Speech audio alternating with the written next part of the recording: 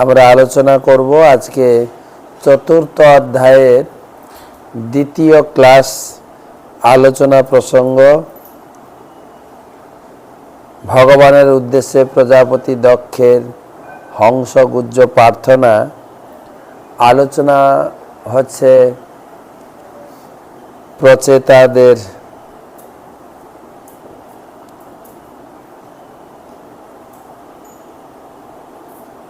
ক্রোধ শান্ত করবেন। 6 নম্বর শ্লোক থেকে পরীক্ষিত মহারাজের প্রশ্ন ছিল যে ভগবানের সৃষ্টি এবং ব্রহ্মার উপসৃষ্টি সম্বন্ধে বিস্তারিতভাবে জানতে চাই, সেই উদ্দেশ্যে আলোচনা।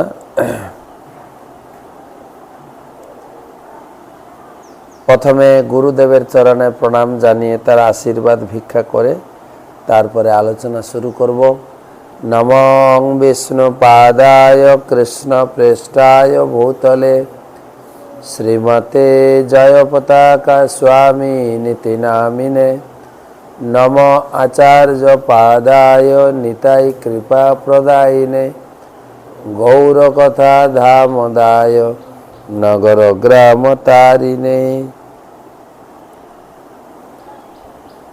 ষষ্ঠ স্কন্ধ চতুর্থ অধ্যায়ের ষষ্ঠ শ্লোক থেকে আলোচনা।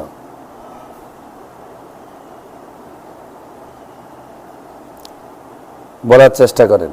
তাভ্যাম বলেন, তাভ্যাম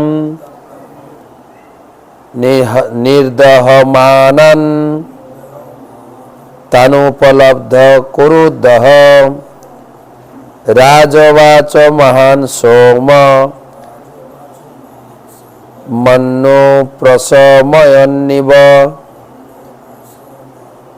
তাভ্যাম নির্দহমানম স্থানোপলভ্য কুরুদহ রাজবাচ মহান সোম মন্নুং পয়সময়ন্নিব। তো আমরা গতকালকে শুনছিলাম যে প্রচেতারা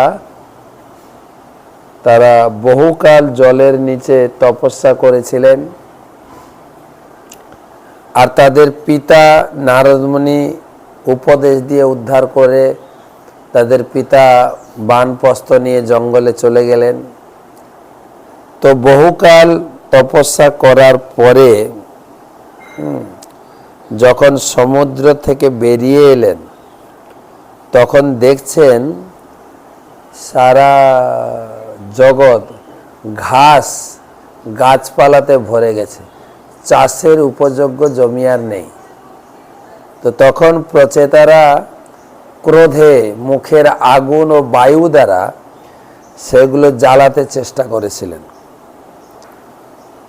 তখন চন্দ্রদেব তিনি আবির্ভূত হয়ে বারণ করলেন, না, গাছপালা পোড়ানো যাবে না।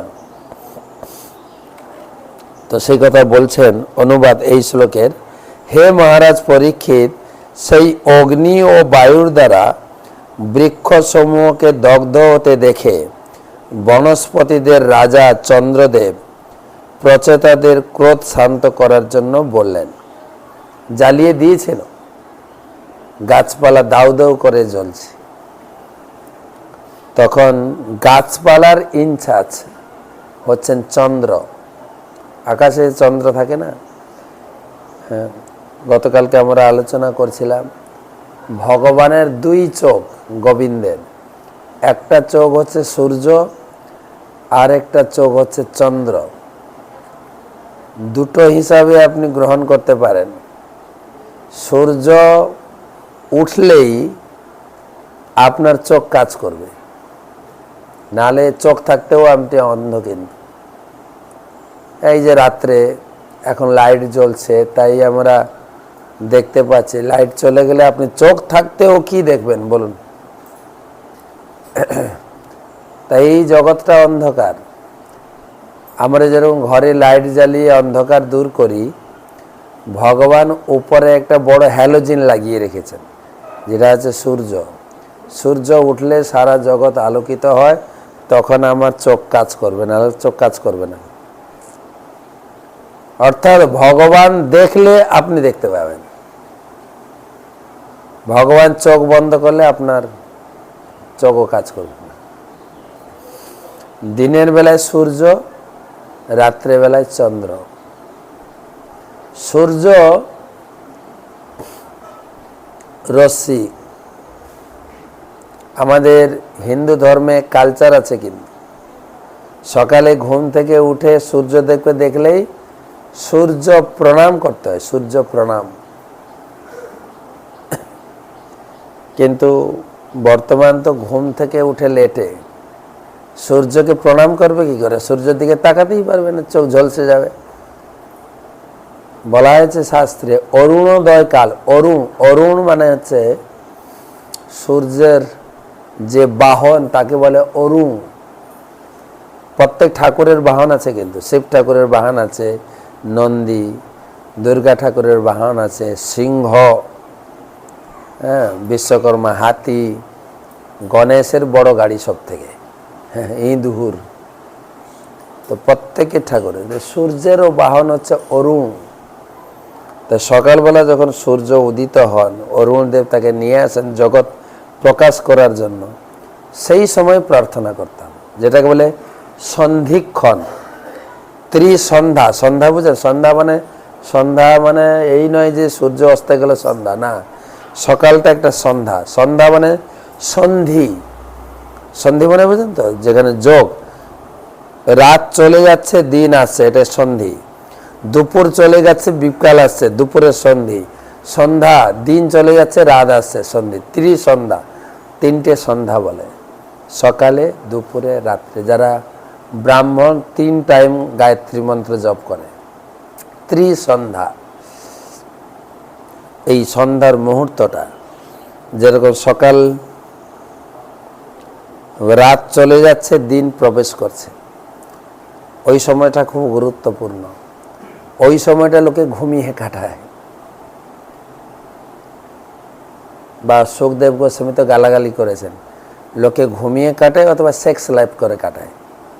কিন্তু ওই সময়ে যারা বিদ্বান, যারা পণ্ডিত, যারা ভক্ত, ওই সময়টা কাজে লাগায়, ধ্যান করে, ভগবানের আরাধনা করে, বা পড়ুয়ারা পড়তে পারে ওই সময়।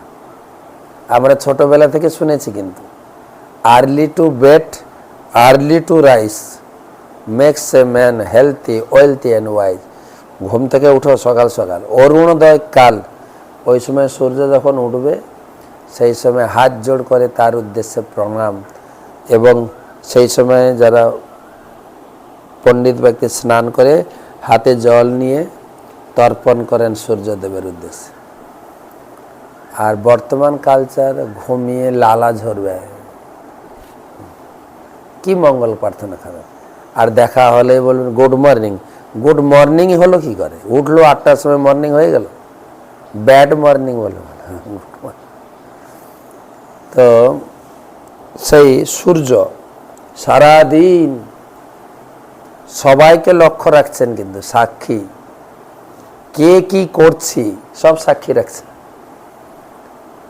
কালকে আমরা ক্লাসে বলছিলাম 13টা সিসি ক্যামেরা আছে আমাদের চারদিকে, তার ভিতরে একজন সূর্য, একজন হাওয়া সবসময় আছে আমার পাশে। আমি কি করছি না করছি সব রেকর্ডিং করছি।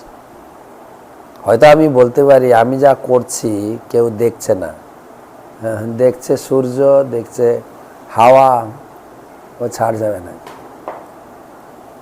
তো সেই সূর্য গোবিন্দের একটা চোখ, গোবিন্দের দ্বিতীয় চোখ হচ্ছে চন্দ্র, আকাশে রাত্রে চন্দ্র। তাহলে আপনি বলবেন দিনে সূর্য ছিল, সাক্ষী রেখেছিল, সূর্য তো চলে গেছে, রাত্রে তো সূর্য নাই, কেউ সাক্ষী নেই, রাত্রে আছেন কে?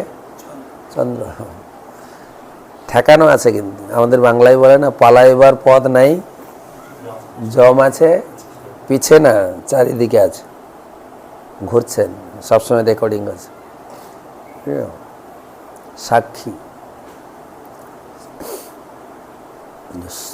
প্রত্যেকটা কার্যকলাপ, প্রত্যেকটা কথা, প্রত্যেকটা চিন্তাধারা সব রেকর্ডিং হচ্ছে। সব রেকর্ডিং হচ্ছে। তো সেই চন্দ্রের কথা এখানে আলোচনা। চন্দ্র আকাশে এটা আলোক পিণ্ড, কিন্তু তিনি একজন ব্যক্তিত্ব, তার আবার মূর্তি আছে। যেরকম গঙ্গার জল, গঙ্গার মূর্তি আছে, তো বাতাস তার মূর্তি আছে, পবনদেব। সূর্য একটা আলোকপিণ্ড, তার মূর্তি আছে, তার নাম বিবস্বান।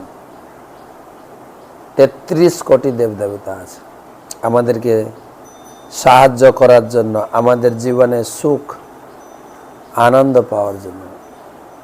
তাই যখন প্রচেতারা এই গাছপালা জ্বালিয়ে দিচ্ছিল, তখন চন্দ্রদেব এসে বলছে, সে কি করছো? না, জ্বালাতে পারবে না।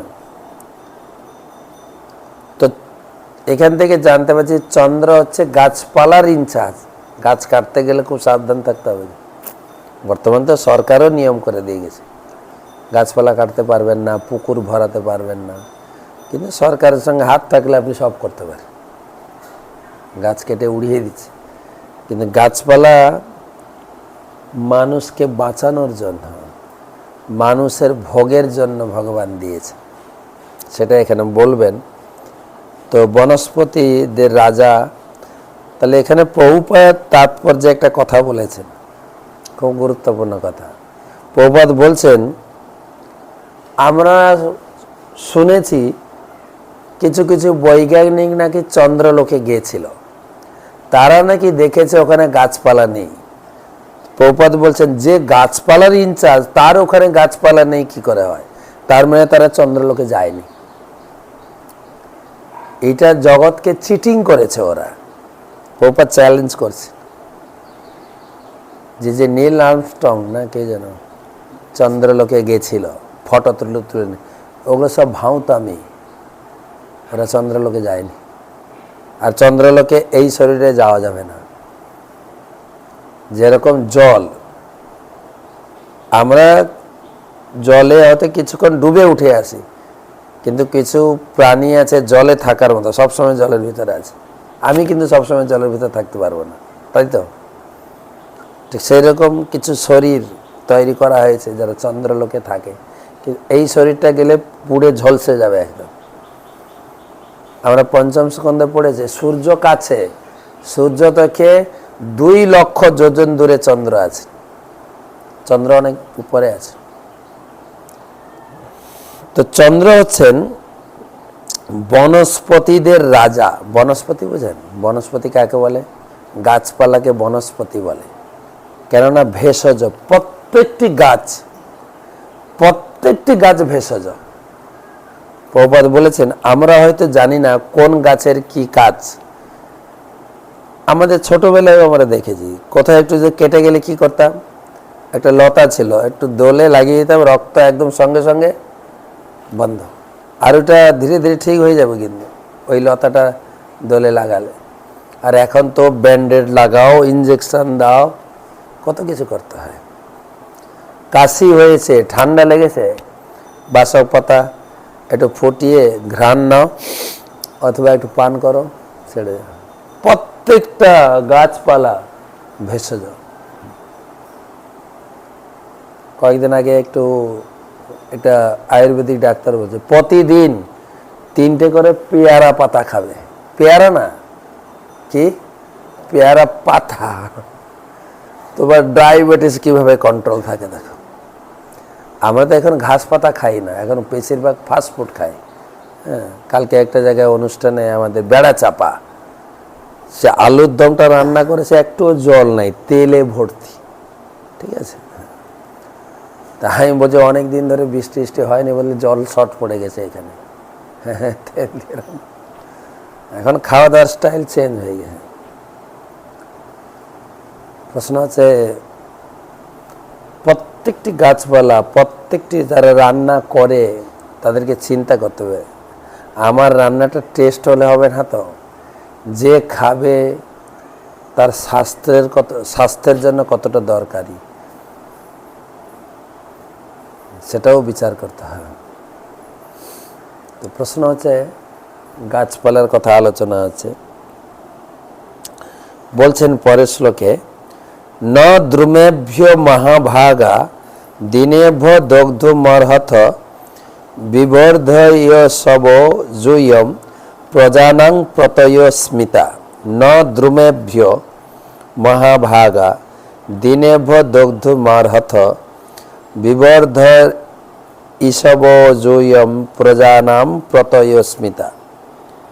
হে মহাভাগ্যবানগণ, এই দিন বৃক্ষরাজিকে দগ্ধ করা আপনাদের উচিত নয়। আপনাদের কর্তব্য প্রজাদের সমৃদ্ধি সাধন করা, তাদের রক্ষণাবেক্ষণ করা। গাছপালা পোড়ানো উচিত না, গাছপালাকে রক্ষণাবেক্ষণ করতে হবে যাতে আমাদের শরীর সুস্থ থাকে। এখন তো একটা আওয়াজও উঠছে দেখছি, গাছপালা কেটে শহর বানিয়েছে লোকে, এখন আবার নতুন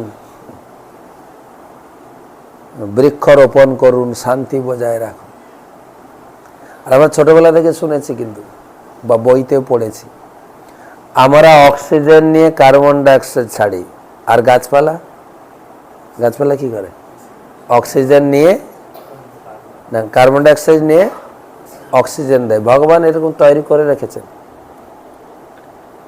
যেরকম আমাদের খাওয়া দাওয়ার ব্যবস্থা, চাল ডাল, তো এখন অনেক কারখানা হয়েছে। বহুপাত চ্যালেঞ্জ করছেন, কোন কারখানাতে এক দানা চাল বা এক দানা গম তৈরি হয় না। কারখানাতে হয় না। কারখানাতে চাল গম নিয়ে বিভিন্ন রকম খাদ্য করছে, গম নিয়ে রুটি বানাচ্ছে, ব্রেড বানাচ্ছে, কিন্তু কখনো শুনেছেন যে নাট বোল্ট নিয়ে বেল্ট বানাচ্ছে? না তো। চ্যালেঞ্জ করেছেন, কোনো কারখানাতে এক দানা খাবার তৈরি হয় না। খাবার তৈরি হয় উপর থেকে, জল পড়বে, সূর্যের আলো পড়বে, তখন খাদ্য তৈরি হবে। সূর্যের কাজ হচ্ছে খাদ্য তৈরি করা। সূর্যের আলোক রশ্মি দিয়ে আমাদের ভেষজ খাদ্য, সবজি, ফল মূল তৈরি হবে। আর চন্দ্রের কাজ জানেন?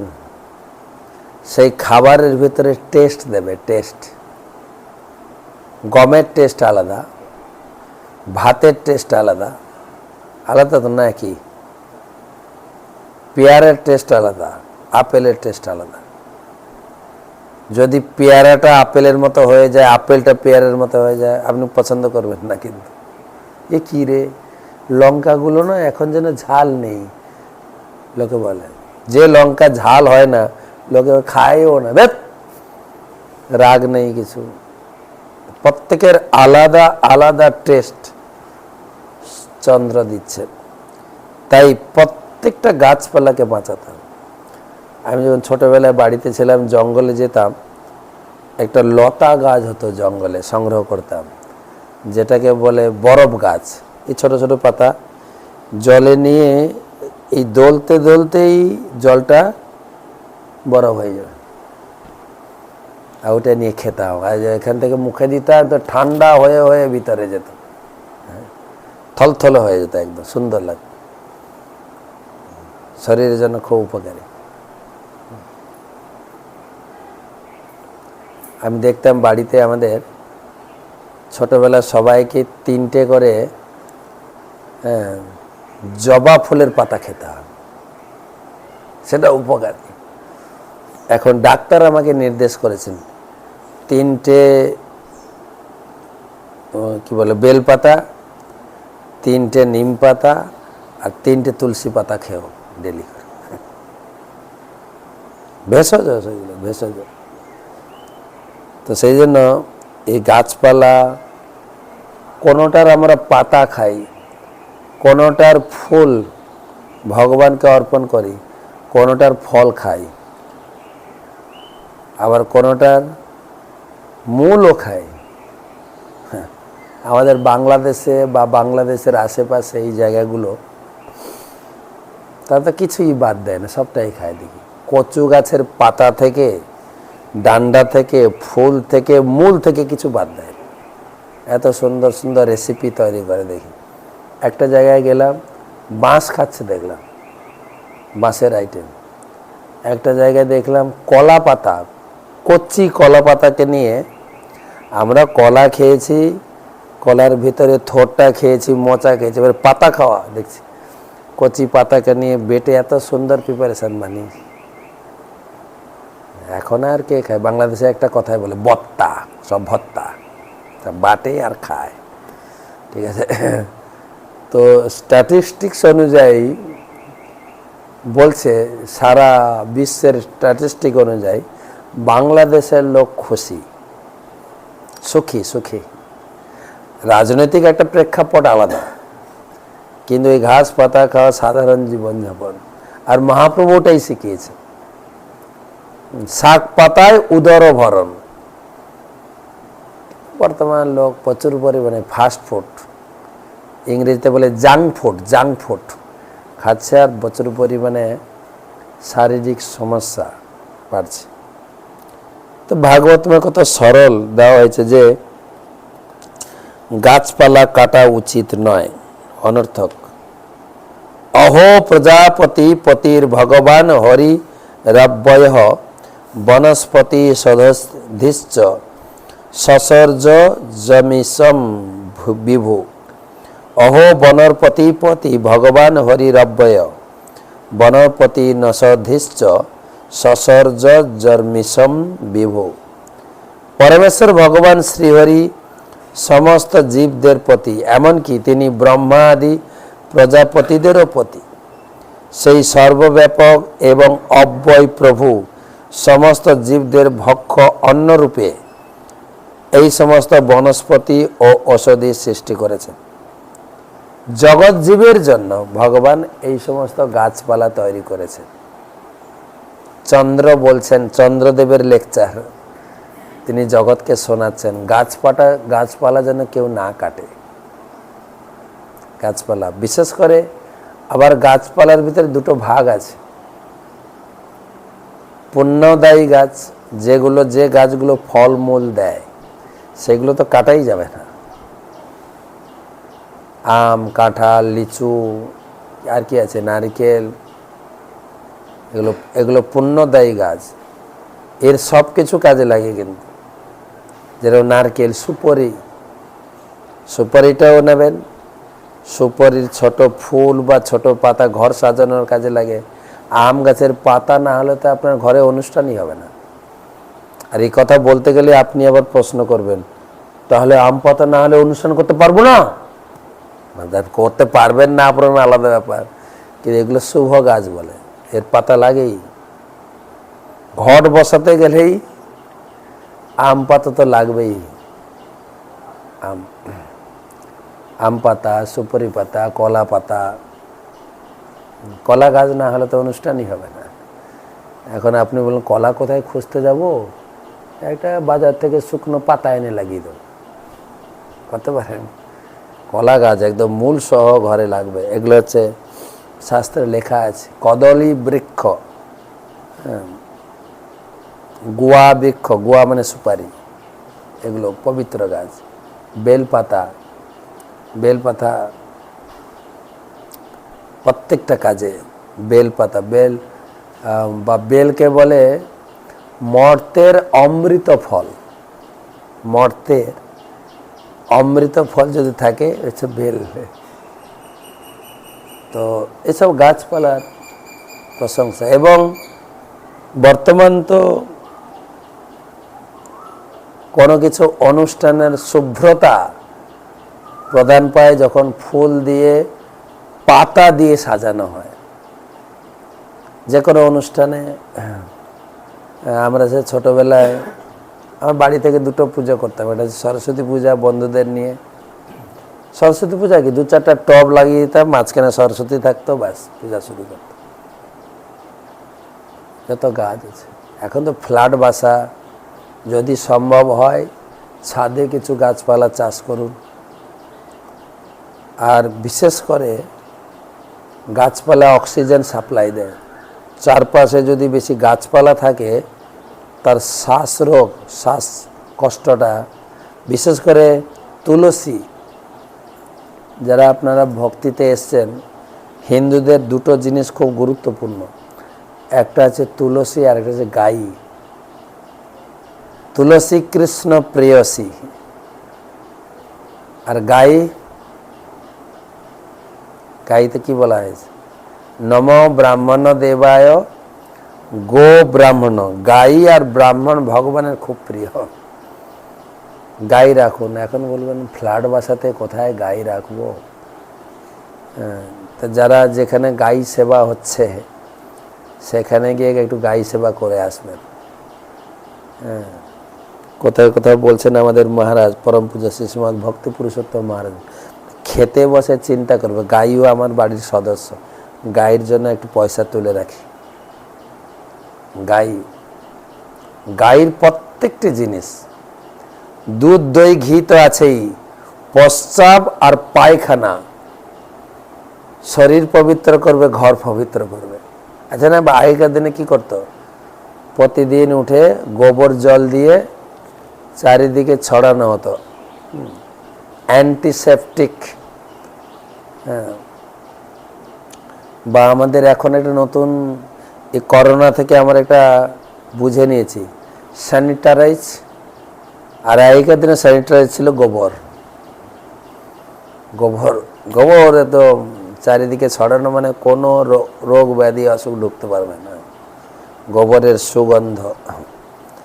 তো গাই আর তুলসী, গাই রাখতে পারবেন না, তুলসী তো রাখতে পারেন। আমি অনেক ভক্তের বাড়ি দিয়েছি ফ্ল্যাট বাসা, কিন্তু বারান্দায় সুন্দর করে তুলসী। তুলসী, তুলসীর সেটাও বৃক্ষ, তুলসীকে বৃক্ষের মতো সেবা করবেন। এমন নয় যে তুলসীর তেও ভগবানকে অন্ন ভোগ লাগিয়ে তুলসীর গোড়ায় ঢালবেন না। তুলসীর খাবার কিন্তু অন্ন ডাল সবজি না, তুলসীর খাবার হচ্ছে জল সার, জল সারই দেবেন।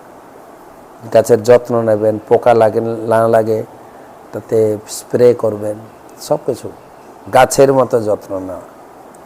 তো তুলসী রাখেন প্রচুর পরিমাণে, ছাদে হোক বারান্দায় হোক। তুলসী প্রচুর পরিমাণে অক্সিজেন সাপ্লাই দেয়, অক্সিজেন।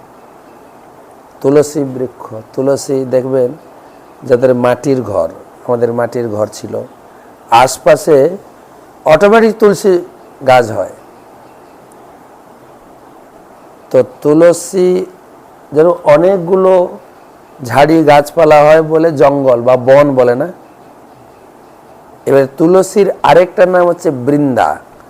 অনেকগুলি তুলসী গাছ হলে তুলসী বন বা বৃন্দাবন। শাস্ত্রে লেখা আছে পাদ একম ন গচ্ছন্তি, ভগবান বৃন্দাবন ছেড়ে কোথাও যান না। তার আপনার বাড়ির পাশে তুলসী গাছ থাকা মানে আপনি বৃন্দাবনে বাস করছেন, ভগবান আছে। তুলসী দুটো উপকার পাবেন তুলসীতে, একটা আছে আপনি সুরক্ষিত ধর্মের দিক থেকে, আরেকটা আছে আপনার কখনো শ্বাসকষ্ট হবে না।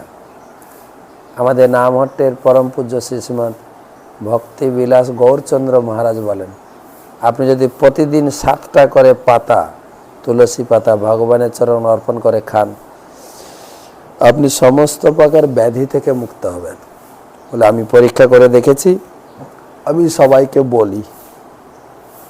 তো গাছপালা নিয়ে আলোচনা, ভগবান এই সমস্ত গাছপালা সৃষ্টি করেছেন আমাদের ভোগের জন্য। কেন তিনি এই জগৎ সৃষ্টি করেছেন, জগতে জীব সৃষ্টি করেছেন, জীবের ভোগের জন্য ব্যবস্থা করেছেন। 9 নম্বর শ্লোক, অন্যম চরাণামচরা হপদ পাদচারিণম অহস্তা হস্তযুক্তানাম দ্বিপদাম চ চতুষ্পদ। অন্যম চরণমচরা হিপদ পাদচারিণম অহস্তা হস্তযুক্তানাম দ্বিপদাম চ চতুষ্পদম। অনুবাদ, প্রকৃতির নিয়ম অনুসারে ফলমূল পতঙ্গ পক্ষীদের খাদ্য, ঘাস আদি পদহীন জীবেরা গো মহিষ আদি চতুষ্পদ প্রাণীদের খাদ্য। যে সমস্ত প্রাণী তাদের সামনের পা দুটিকে হাতের মতো ব্যবহার করতে পারে না, বাঘ আদি পশুর খাদ্য। হরিণ, ছাগল চতুষ্পদ প্রাণী ও শস্য আদি মানুষের খাদ্য। হরিণ ছাগলকে খাবে চতুষ্পদ প্রাণী, হরিণকে খাবে বাঘ, আর শস্য মানুষদের খাদ্য।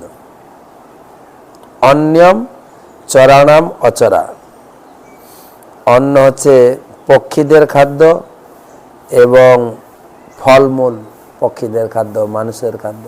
তাই প্রভুপাদ তাৎপর্যে লিখেছেন মানুষ মাংস খেতে পারে, যেরকম হরিণ ছাগল, কখনো যেন গোমাংস না খায়।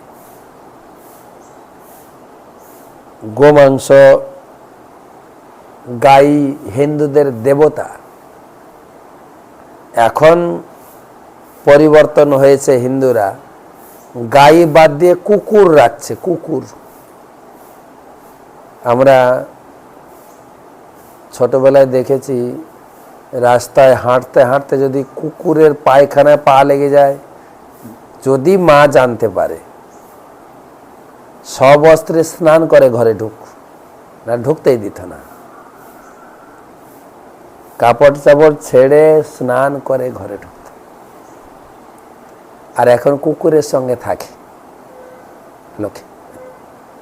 গেটের বাইরে লেখা আছে, আমরা বাড়িতে সব কুকুররা আছি, এসো না, কুকুর হইতে সাবধান, আমরা সব কুকুর, সাবধান।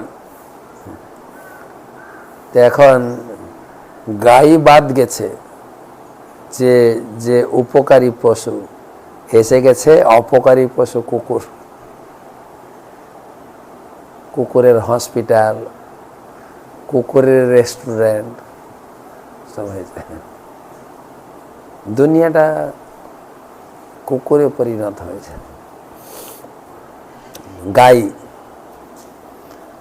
গাই যেন আমাদের বিপরীত ধর্মী জবনরা, আমরা যেটা করব তারা উল্টো করে, তাই আমাদের এই গো মাতাকে তারা কেটে কেটে খায়। তো হিন্দু যেন না করে কখন। তো সেই জন্য এখানে দিয়েছেন কোন প্রাণীর কি খাওয়ার ভগবান অনুমোদন করে গেছেন। জোয়ম চ চিত্রা নির্দিষ্টা দেব দেবেন চানঘা প্রজা স্বর্গায় হি কথন বৃক্ষান নির্দ্বন্ধু মর্হত। জোয়ম চ চিত্রান্নাদিষ্টা দেব দেবেন চানঘা প্রজা স্বর্গায় হি কথন বৃক্ষান নির্দ্বন্ধু মর্হত। অনুবাদ, হে নির্মল আত্মাগণ, আপনাদের পিতা প্রাচীন বর্হি পরমেশ্বর ভগবান আপনাদের প্রজা সৃষ্টি করার আদেশ দিয়ে গেছেন। অতএব কিভাবে আপনারা এই সমস্ত বৃক্ষ ও ঔষধি ভস্মীভূত করছেন যা প্রজাদের জীবন ধারণের উপযোগী? আপনাদের পিতা, এখানে 10 জন প্রচেতাকে উপদেশ দিচ্ছেন চন্দ্রদেব। প্রত্যেক পরিবারের পূর্বজ, ধরুন আমার বাবা, দাদু, তার বাবা, প্রত্যেকের একটা নির্দেশ থাকে। কি নির্দেশ? সংসার করো, সংসারে সন্তানদের জন্ম দাও, আর সন্তানদের সুখের জন্য তুমি কিছু ব্যবস্থা করে যাও। তো আপনারা কেন গাছপালা পোড়াচ্ছেন? গাছপালা তো আপনাদের পরিবারের ভরণ পোষণের জন্য, প্রজাদের জন্য। তো সুতরাং গাছপালা পোড়ানো উচিত নয়। তো এই কথা আমাদের প্রত্যেকের জন্য। আমরা বাড়ির আশেপাশে যতটা সম্ভব, প্রায় আমরা দেখি যারা আমাদের ভক্ত হয়েছেন, বৈষ্ণব ধর্ম গ্রহণ করেছেন, বাড়িতে ঠাকুর আছে, সবার বাড়িতে চিত্রপট হোক, মূর্তি হোক, তো বাড়িতে ঠাকুর সেবার জন্য কিছু ফলমূল গাছ, বিশেষ করে ফুল গাছ। আমার ছোটবেলার কথা মনে পড়ে, আমাদের গ্রামে বাড়ি ছিল, যে ফুলটা বাসি হয়ে যায় সেই ফুলটা ঠাকুর সেবায় লাগে না। ঠাকুমার কাছে, মার কাছে এগুলো শিখে এসছি। আর এখন কবে ফুল তোলা হয়েছে ঠিক নেই, সেই ফুল সাপ্লাই হতে হতে হতে হতে আস্তে আস্তে কিছু পচে যায়, ওগুলো বেছে বেছে করে দোকানদার বিক্রি করে। কিন্তু ঘরে কিছু ফুল গাছ লাগান, 12 মাস ফুল দেবে, টগর ফুল বা কিছু ফুল আছে যেটা আপনার হয়তো সাফিসিয়েন্ট না হতে পারে, একটা ফুল তো ভগবানের চরণে দিতে পারেন, কিছু ফুল। তাই কমপক্ষে ফুল গাছ, ফল গাছ আর তুলসী গাছ, এগুলো তো ঘরের চারপাশে বা ঘরের সামনে। এখন তো বড় বড় অফিস, তাদেরও অফিসে দেখা যায় গাছপালা দিয়ে সাজানো। বড় বড় অফিসার, ডাইরেক্টর দেখেছি ঘরে। আর আমাদের মায়াপুরে তো গেস্ট হাউস পুরো গাছ দিয়ে মোড়ে দেওয়া আছে। আর বর্তমান আমাদের এই ডিসেম্বর গেল, গৌর পূর্ণিমা উৎসব গেল, ফুল গাছে ভর্তি মায়াপুর। মানুষ তো হয়রানি হয়ে যাচ্ছে ফটো তুলতে তুলতে, সেলফি তুলতে তুলতে।